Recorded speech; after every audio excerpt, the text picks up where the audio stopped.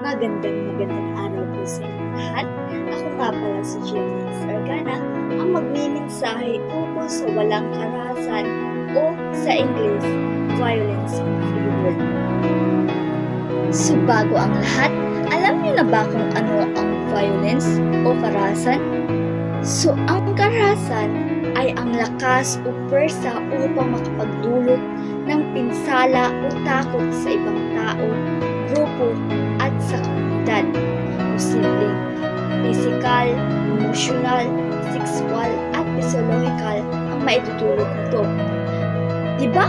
Ang mga ito ay bihira na sa atin at lahat tayo ay nakadaranas ng ganito. So para sa inyo, tama pa rin ba ito o hindi? Dahil para sa akin, hindi. Dahil nakapagpasakit ito sa damdamin ng isang tao.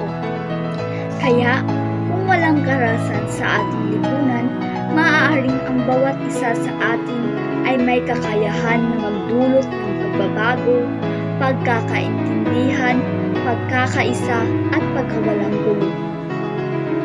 Kaya, magkaisa tayong lahat para iwas trahedya at pumili ng kabaitan, huwag ang bait-baitan.